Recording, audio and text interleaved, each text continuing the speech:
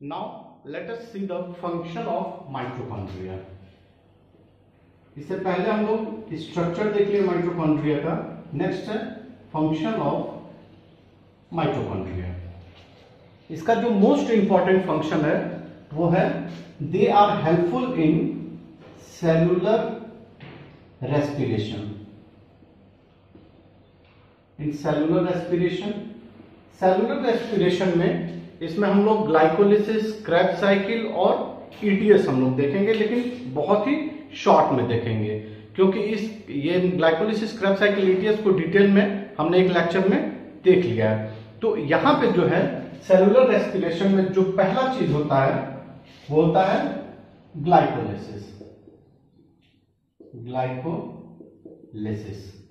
Glycolysis ये जो process होता है ग्लाइकोलिसिस का वो होता है साइटोप्लाज्म में. साइटोप्लाज्म, और इसको हम लोग साइटोप्लाज्मिक रेस्पिरेशन भी बोलते हैं. Cytoplasmic respiration. साइटोप्लाज्मिक रेस्पिरेशन में क्या होता है, इसमें जो आप लोग का ग्लूकोज मॉलिक्यूल होता है C6H12O6, ये कन्वर्ट हो जाता है टू मॉलिक्यूल्स ऑफ पायरुवेट.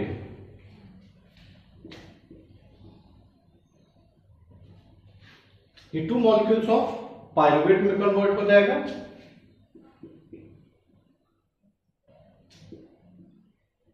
ये जो पायरुवेट मॉलिक्यूल्स है ये फर्दर कन्वर्ट हो जाता है या तो इथाइल अल्कोहल में या फिर लैक्टिक एसिड में. ये पायरुवेट में कन्वर्ट होने के बाद ये इथाइल अल्कोहल और it get converted into lactic acid. Ethyl alcohol में जब ये कन्वर्ट होता है तो इस प्रोसेस को हम लोग बोलते हैं फर्मेंटेशन.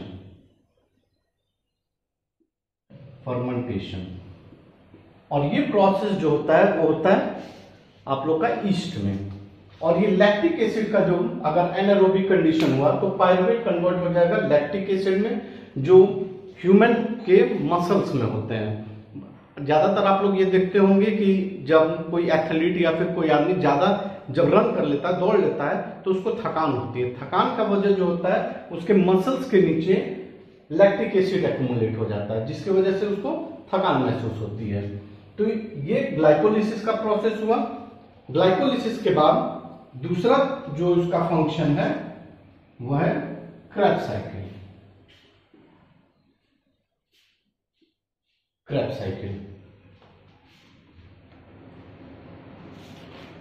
साइकिल में आप लोग देखेंगे कि क्रेब्स साइकिल का जो प्रोसेस होता है वो एरोबिक रेस्पिरेशन होता है. Aerobic respiration.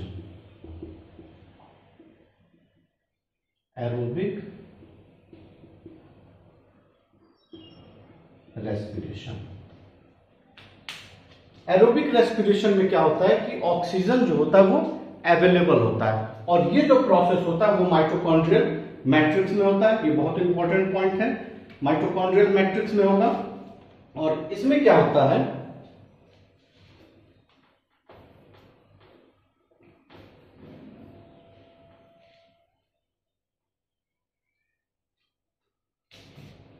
क्रेब्स साइकिल,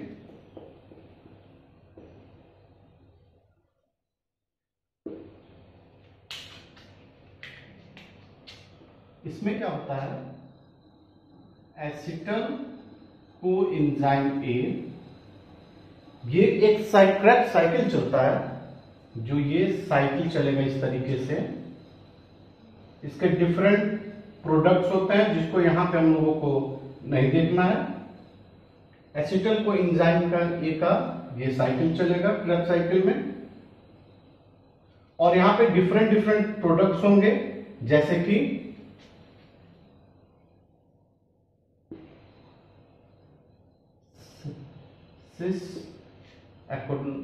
इसके डिफरेंट प्रोडक्ट होंगे जैसे कि citrate,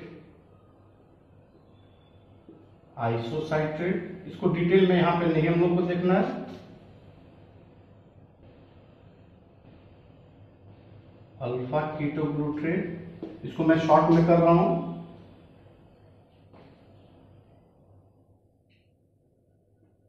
succinate, fumarate, malate and oxaloacetate. इसको मैं यहां पे शॉर्ट में ही लिख रहा हूं क्योंकि यहां पे हम लोग को बहुत ज्यादा इसको डिटेल में नहीं देखना है। ये एसिटल कोई एंजाइम है, ये 2 कार्बन है, और ऑक्सैलो एसीटेट ये 4 कार्बन है। जो साइट्रेट का फॉर्मेशन करता है वो 6 कार्बन है। तो यहां पे जो होता है, जो नेट प्रोडक्शन होता है, नेट प्रोडक्शन हम लोग देख लें। 2 molecules of CO2 and 3 molecules of NADH and 1 molecules of FADH2, then 1 molecule of GTP and 1 H2O is liberated। ये क्रेब्स साइकिल का ये प्रोसेस होता है, ये क्रेब्स साइकिल है, ये जो कि माइटोकॉन्ड्रियल मैट्रिक्स में है।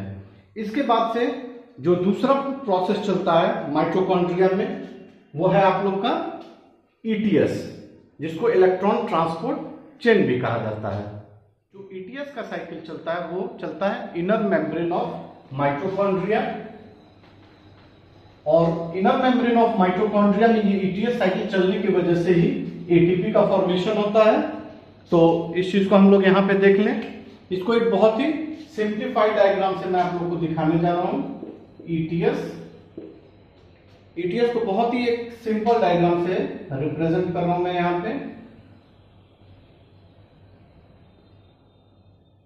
इसमें ETS में आप लोग को डिटेल में कॉम्प्लेक्स 1, कॉम्प्लेक्स 2, कॉम्प्लेक्स 3 और कॉम्प्लेक्स 4 के बारे में आप लोग को पढ़ना है। तो यहां पे मैं सुपरफिशियली इन सब चीजों को मैं दिखा दे रहा हूं आप लोग को। इसमें कॉम्प्लेक्स 1 है,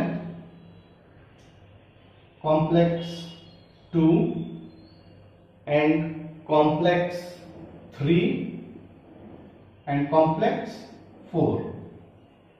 इन सब कॉम्प्लेक्सेस को यहां पे दिखा दिया गया है। इसमें ये आप लोग देखिए, कॉम्प्लेक्स 1 में NADH अपने इलेक्ट्रॉन को ट्रांसफर करता है, और कॉम्प्लेक्स 2 में FADH2। जो इलेक्ट्रॉन होगा वो कॉम्प्लेक्स 1 में आएगा, FADH2 का कॉम्प्लेक्स 2 में जाएगा। उसके बाद से ये इलेक्ट्रॉन्स जो होते हैं वो कॉम्प्लेक्स 3 में जाएंगे, और उसके बाद ये इलेक्ट्रॉन कॉम्प्लेक्स 4 में जाएगा। और इन सब स्टेप में क्या होते हैं, ATP का फॉर्मेशन होता है। ATP का फॉर्मेशन होगा ATPase के थ्रू। ATP का फॉर्मेशन होता है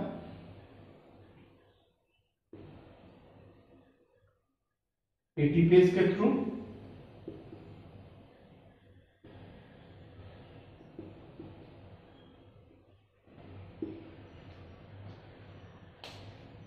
और यहां पे जो लास्ट में जो इलेक्ट्रॉन होते हैं वो ऑक्सीजन से कंबाइन होते हैं, और ऑक्सीजन से कंबाइन होने के बाद फिर एट लास्ट स्टेप पर वो, और उसके बाद से जब ऑक्सीजन से कंबाइन होने के होते हैं वो एंजाइम होता है साइटोक्रोम ऑक्सीडेज।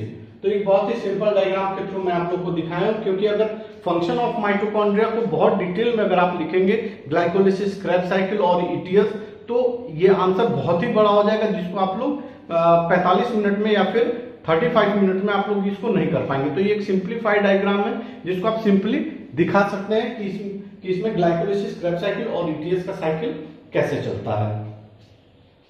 इन सब के अलावा जो माइटोकॉन्ड्रिया का फंक्शन होता है उसमें हीट प्रोडक्शन, जो हमारे बॉडी में हीट का प्रोडक्शन होता है वो माइटोकॉन्ड्रिया के थ्रू होता है। तो इसमें आप लोग ये लिख सकते हैं other function of mitochondria. Other function of mitochondria में अदर फंक्शंस ऑफ माइटोकॉन्ड्रिया। इसमें जो पहला पॉइंट होगा वो होगा heat production. First point heat production.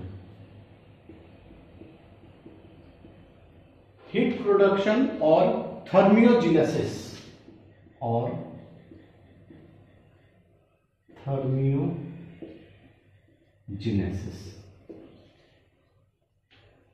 Heat production of थर्मियोजेनेसिस।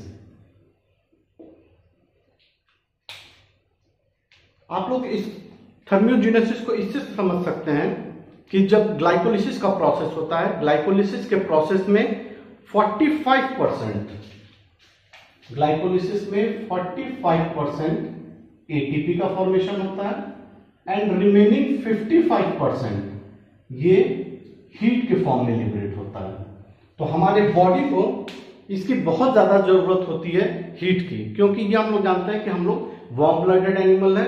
हमारा जो बॉडी टेम्परेचर होता है वो कांस्टेंट होता है। उसके लिए हमारे बॉडी को हीट लिबरेट होना चाहिए या हीट निकलते रहना चाहिए, और वो जो प्रोसेस होता है ये हीट प्रोडक्शन का वो माइटोकॉन्ड्रिया ही करता है, और ग्लाइकोलिसिस प्रोसेस के थ्रू ये हीट का प्रोडक्शन करता है। और हीट का जो प्रोडक्शन होता है वो हमारे बॉडी में ब्राउन फैट होते हैं, ब्राउन फैट, जो कि हमारे शोल्डर ब्लेड्स पे पाए जाते हैं। शोल्डर ब्लेड्स को आप लोग ये समझ सकते हैं कि ये जो पोर्शन होता है इसी को हम लोग शोल्डर ब्लेड कहते हैं, और वहां पे ये ब्राउन फैट्स होते हैं जो कि हीट का प्रोडक्शन करते हैं। इसके बाद से आप लोग दूसरा इसमें समझ सकते हैं कि माइटोकॉन्ड्रिया का सिर्फ रोल आप लोग का एटीपी प्रोडक्शन नहीं होता है, बल्कि इसका रोल जो होता है वो बायोसिंथेटिक भी होता है। बायोसिंथेटिक रोल,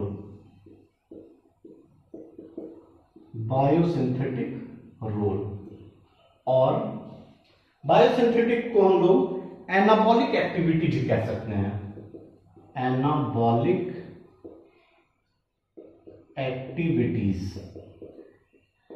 एनाबॉलिक एक्टिविटीज का मतलब होता है किसी चीज का प्रोडक्शन या फिर किसी चीज का फॉर्मेशन।